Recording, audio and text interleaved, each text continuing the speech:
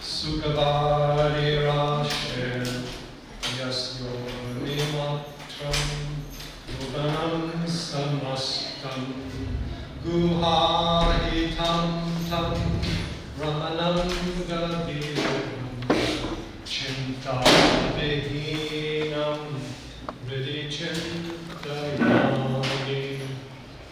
Om Namo Shri Bhagavan Ramanaya Om Arunachala Shivaya Namaha. I'm very happy to be with you at one of my favorite places in the world, which is the Chinmaya University here, where we have the maternal birthplace of Adi Shankara. It was just a couple of weeks ago that I was asked to attend this event, and it wasn't very long ago I was asked to speak on Ramana, and I'm humbled by all these requests. I don't represent Ramana or Ramanashram. Ram Mohan will address that more. I have been involved with Ramana's teachings for almost 50 years now, since about 1970, along with many other Advaitic teachings. And I've also done some work with some of his particular texts, notably the Upadesha Sara. So there's a few points I want to make, as well as a sharing of certain of his teachings. Now, of course, as you all know, Ramana has become like the face of Advaita to the world, and yet it's quite odd in some respects. Up higher? Very good. Okay, how do you...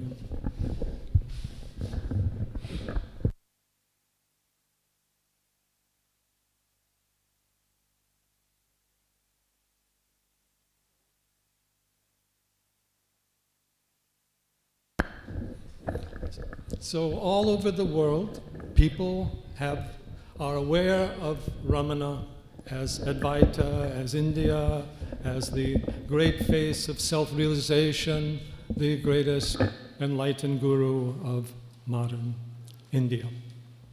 So we want to explore this a bit, and several points I wish to make. First of all, there of course is no Advaita without Vedanta. I know some people are trying to create that now, but that's another issue. So we also see, I'll discuss that a little bit more later. So we also see Ramana as the face of Vedanta. Advaita, Vedanta, Advaita, you cannot separate the two involved. Then there is a certain tendency to see Ramana, because he was kind of swayambhu, suddenly at the age of 16, in 20 minutes, 30 minutes, he has his realization, and it stays with him endlessly. That is almost unparalleled in the history of the world. You can talk about Buddha, you can talk about Jesus Christ, you can talk about any guru. It's almost unheard of. Age of 16, age of the Siddha, the body matures and the realization happens spontaneously.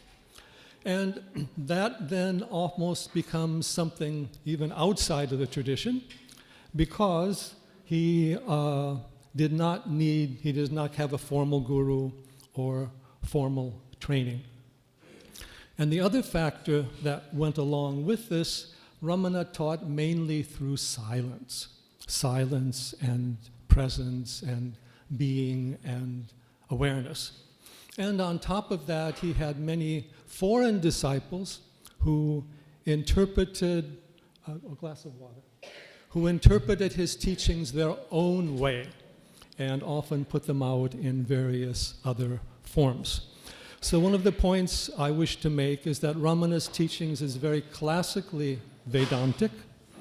It is rooted in all the Vedic texts and teachings, and though he didn't produce many works, there are three major works that everybody studying Advaita Vedanta should study, which are the Upadesha Saram, the Saddarshana Vidya, and the Ramana Gita. Ramana Gita was done at an early period, and the questions are from great sadhaks. even Ganapati Muni, Brahmarshi Daivarat, and not just from random people coming in at different periods of time. So there is a very structured teaching that goes along with this. And there are some other illusions about Ramana's teaching we should understand. Thank you. One of them is that he did not emphasize adhikara, or that he was able to try to give Advaita directly to everyone. Ramana makes a point very clear that only if you have the pakwa chitta do you have the foundation for understanding Advaita. So it's chitta shuddhi. He also talked about chitta shuddhi, ahara shuddhi, all these things. So that was also there.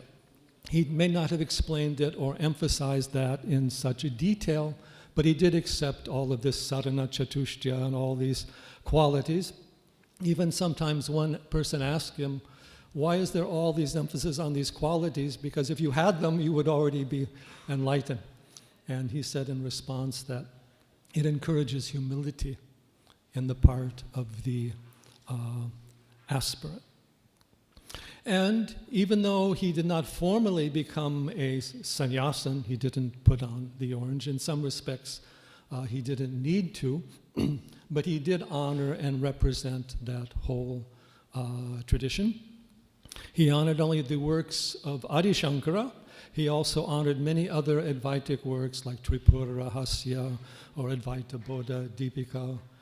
There are many of these local Tamil works and also Sanskrit works in South India that he honored. He even honored Gita, Agamas, Upanishads, all those things. So in other words, he's a continuation of the tradition. He's not someone outside of the tradition, and he's not an independent voice in the sense that he stands on his own and doesn't represent the tradition. I say this because throughout the world there's become this kind of instant enlightenment movement, and they quote Ramana's teachings. And Ramana would tell you, if anybody came in, he would say, yes, you are the self. But if that person said back, yes, I am the self, that would not be allowed. You have to have the realization to go along with that. Now, on that basis, I want to look into some of his teachings and their relevance. And the no slides I'm going to present. I'm an older scholar that is a PowerPointless presenter. And I have to also say I seldom prepare papers because I use the extemporaneous way of speaking. Sometimes in India I have to write down a paper because they ask, well, what's your paper? So you give them something you wrote, but that's not actually what you said. Okay. Now, as we said, we talk about Ramana, aparasachit in the beginning. We connect Ramana to Guha and Hridaya, and the Hridaya Vidya of Vedas and Upanishads. In Upanishad, the key term used is Hridaya, the heart. Heart as the seat of Atma. And Ramana, sometimes he says, oh, you can experience that on the right side of the chest as opposed to the physical heart or even Anahata chakra. I feel that if it's the transcendent heart, you can't really localize it physically anyway, so that's not really so much of an issue. But the Hridaya as the foundation of Atma, from which manas arises, from which the senses and motor organs arises, even from which the prana and vak arises, that emphasis on Hridaya. Hridaya is also the guha, the secret cavity of the heart.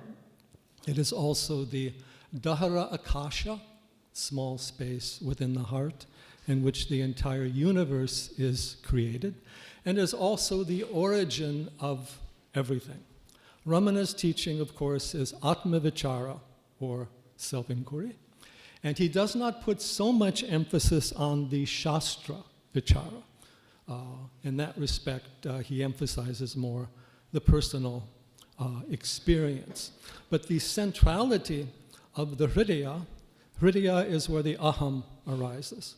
And essentially, ego is what we call the referred or relational self. I am this, this is mine. He talks about aham swarupa, aham swabhava, not the ahankara. Ahankara is the derivative, as the Swamiji was talking about last night, the abhasa, or the reflected consciousness.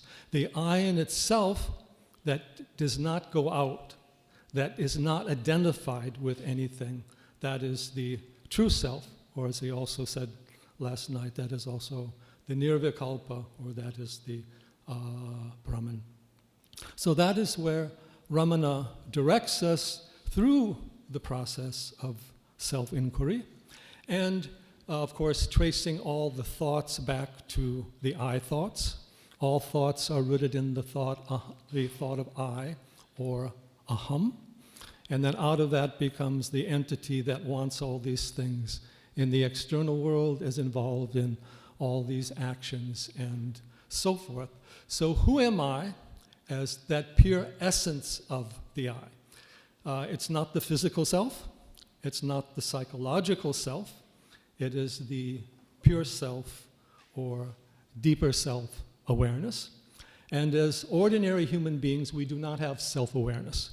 We have awareness of the mind, and we have externally based awareness. Self-awareness we don't normally have. That is the big problem, and that is what is cultivated.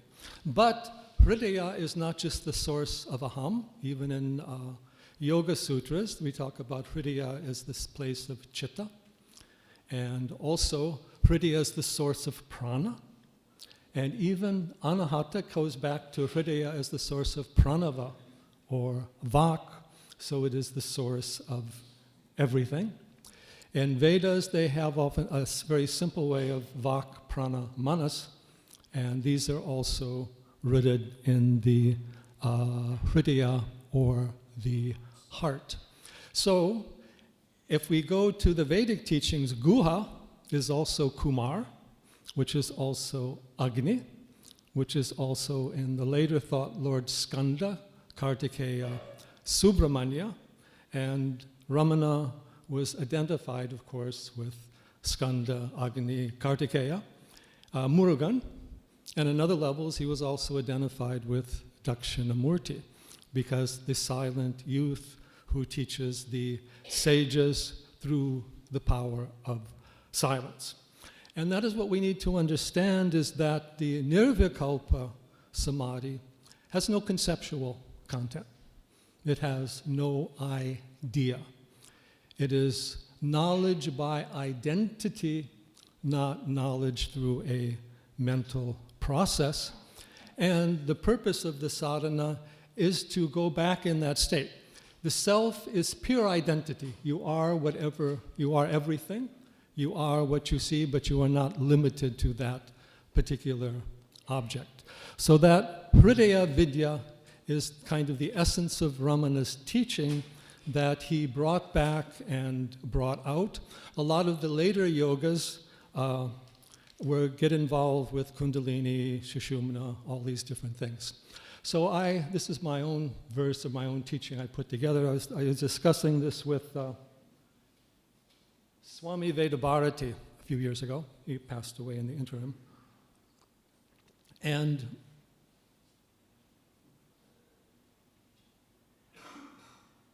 the relationship of these, and this is a very simple point, I think Ramana would agree with me.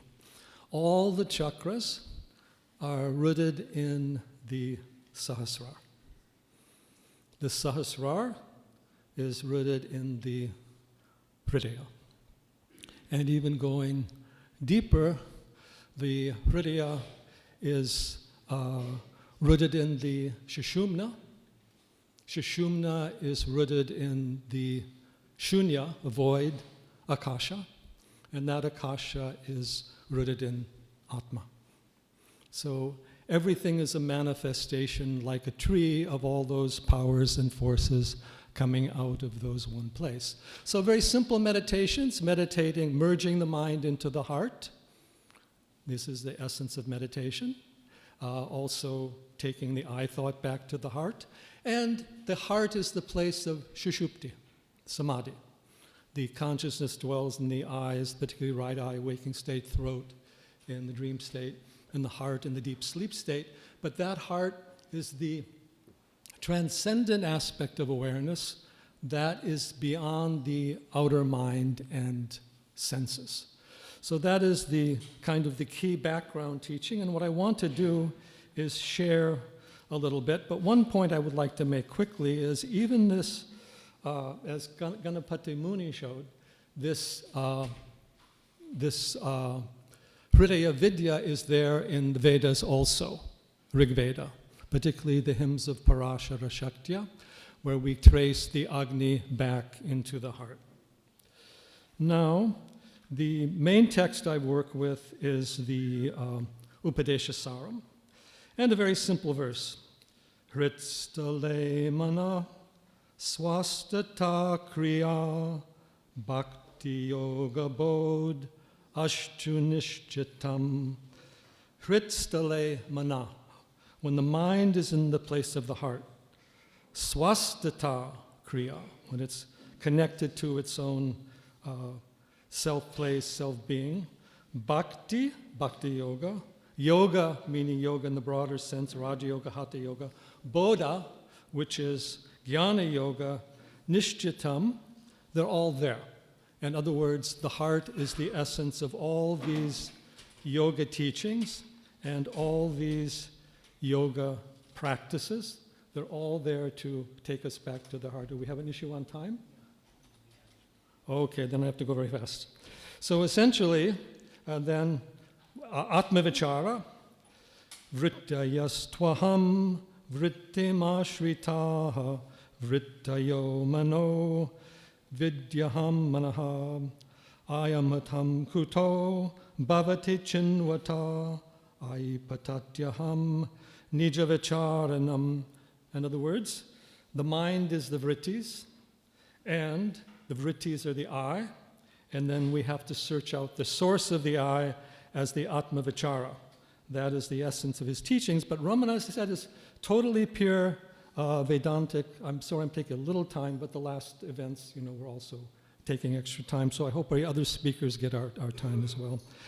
And he also teaches this Drigdrishya Viveka as very important. So when he teaches us Vigrahendriya Pranaditama Nahameka Sat Tajyadam Hasat. In other words, you are not the Vigraha, you are not the body, you are not the senses, you are not the prana, you are not the mind, you are the Sat, pure being. So in other words, he's also accepting all those basic teachings of Vedanta. In fact, all the basic key teachings of Vedanta, Ramana teaches very simply and very directly. Isha jivayor veshadibira satsvabhavato vastu kevalam veshahanata swatmadarshanam isha darshanam swatmarupataha. In other words, again, the same thing in Vedanta. Isha, Ishvara, and Jiva differ only by their vestures. If we go back to their essential being, they are one. So all of that Vedanta is there. And finally, Atma Samstiti Swatmadarshanam Atmanirdvayad Atmanishtita. Dwelling in the self, Swatmadarshanam, knowing your own self. Atmanirdvaya, Advaita Atma, Atmanishtata. So in other words, he is actually giving the essence of Shankara Vedanta in very simple, practical forms and making that open to everyone, but he also honors the other yogas. He talks even mantra, bhakti, all these things have their place. And he's also more specifically embodies that in his character, his personality, his life. So if we go to these key teachings, Upadesha Saram, Ramana Gita, Sadarshana Vidya, you will get the essence of Vedanta, and you will also get the essence of Ramana's teachings. And these should be studied with all of Vedanta. Swami Dayananda has gone into the Upadesha Saram. Others have picked these different teachings up. But it's very simple, Atma, Hridaya, the pure Aham. But to reach there, there has to be some Chitta Shuddhi, Deha Shuddhi, there has to be some understanding of the teaching. And Ramana conveyed a lot of that through his presence, but we also need to convey that through the teachings, and that is what Adi Shankara also gives us. And I also combine my study work with Ramana with a lot of these prakarana works of Adi Shankara, like this Aparokshanubhuti and Atmabodha and all these other texts, because this self-realization is the realization of the self beyond body and mind. It has nothing to do with the physical self, the psychological self. Physical body is your outer instrument, mind is your inner instrument. We need to transcend. So in the modern world, we have to have a science of consciousness. We have to relate consciousness to the reality beyond body and mind. And this is what Vedanta offers the world. And this is what even science and medicine is just beginning to slowly approach and examine. And Ramana kind of embodies that, but I think the other teachers like Chinmayananda, Dayananda, Vivekananda, etc., have also given us these very excellent explications of the teachings for those of us who don't have a Ramana around to examine. So I will close my presentation at this particular point, but I do want to emphasize that when people start using these things, these instant enlightenment approaches and quoting Ramana, it's very important that we know what Ramana actually said and what the teachings are involved. There is an adhikara. There's no instant enlightenment. There has to be a sadhana. And you cannot tell people to give up practices if they haven't gained the fruit of the practices. So the Advaita Vedanta needs to be brought before the entire world in a very scientific, rational way, but also one that honors all the rest of yoga and all the other practices and brings them into the proper perspective. And one last word, I always like to say that all yoga teachers have to learn Vedanta. If they don't learn Vedanta, they're practicing, I hate to say, yoga without a mind. Namaste.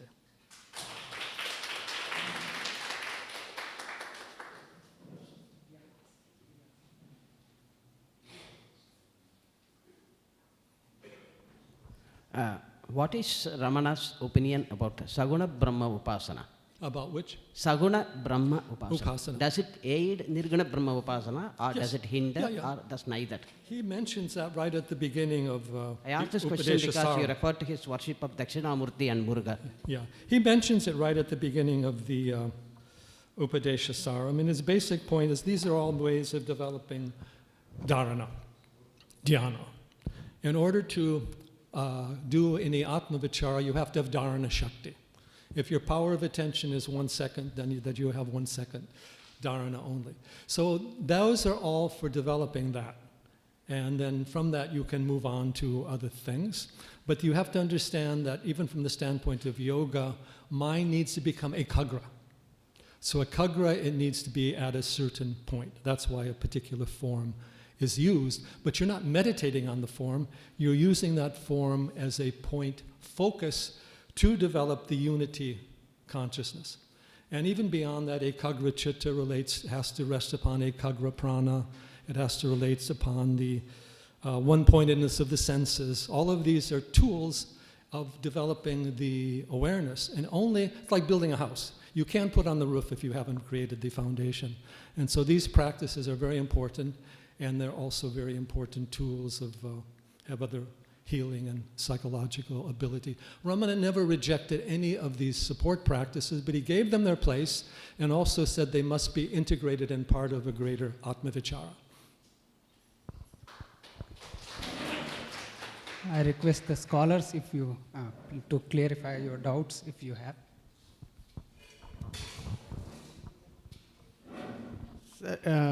My question is regarding person Ramana Maharshi.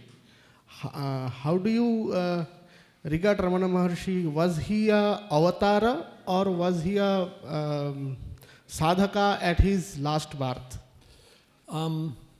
I don't think those are questions I have the adhikara to answer, But when they asked Ramana if he was an avatar, he said, for me, everybody is avatar.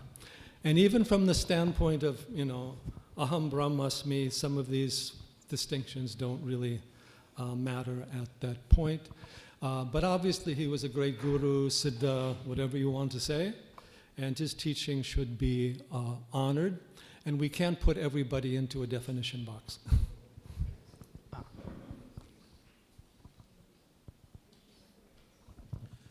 To supplement the answer Dr. Frawley gave, the question of avatara and non-avatara, Bhagavan himself says in the last verse of the first Navamani Malai, he says he has been directed by Lord to take form in this world so that he will teach Atma Sakshatkaram to people. So that's what he has conveyed. Though he did not directly say he is an avatar, but he has carried the divine message with him. As in the case of Tirunjana Sambandar, another Tamil saint, he has been born to spread the message of Shaivism among people, Jnanam. Likewise, Bhagavan also is implicitly expressed that he has been directed by the Lord to spread the message of Jnana in the world. Though it is difficult to say whether it's avatar or not. But he says, if you ask him whether he is an avatar, he says, not only I, you are also avatar. Everybody who is realized is an avatar. Thank you very much, sir. Thank you very much, sir.